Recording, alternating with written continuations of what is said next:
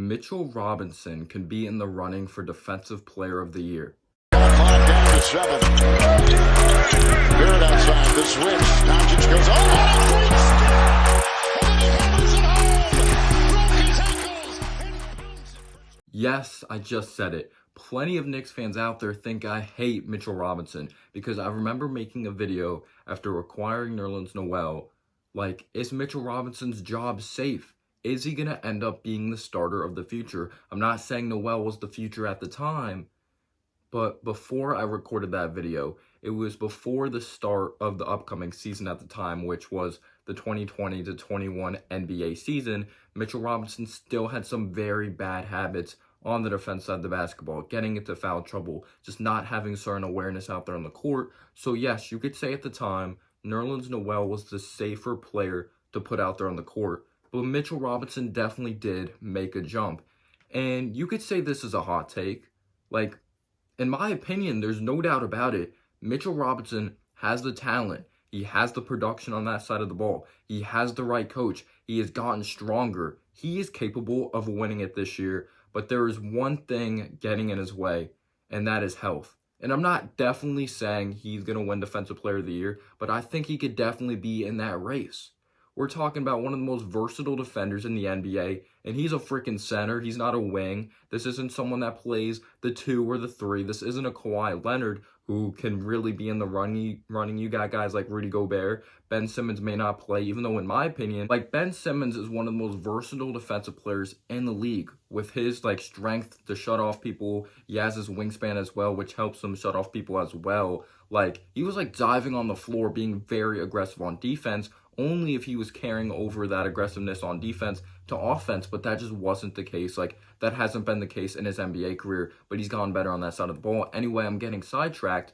Mitchell Robinson didn't even have a full season under Tom Thibodeau, and you could say when Mitchell Robinson went down, like fracturing his foot versus the Milwaukee Bucks, the defense wasn't even all put together of like being figured out, like really figuring it out. Like the chemistry wasn't fully there. We were solid on defense, but you could say we weren't even good yet, at least in my opinion.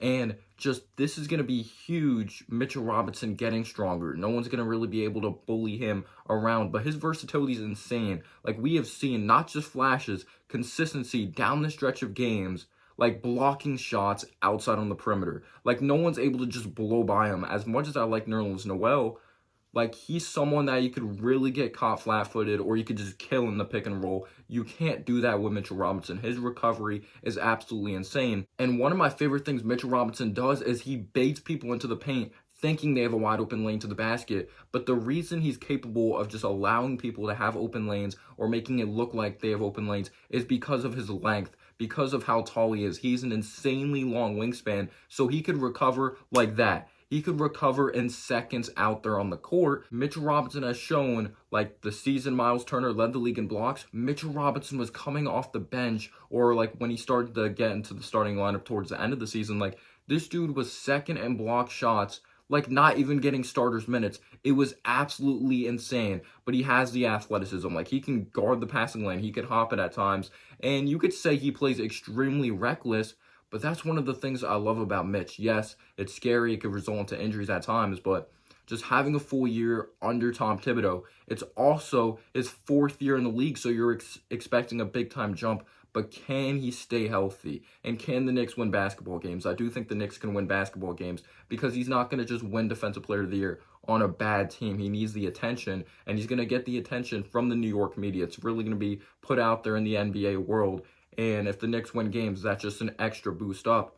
But he can guard outside on the perimeter. We know he could block shots like down low. No one's going to be able to like just post him up like easy. But there is a concern when it comes to his strength down low because we know he has a broken foot. So how much has he really worked out his legs? Because like working out your legs are still extremely important. You could say leg day is one of the most important things when it comes to working out because like your legs really affect your overall body. But if he has the mentality, if he stays healthy, he could definitely be in the running for Defensive Player of the Year.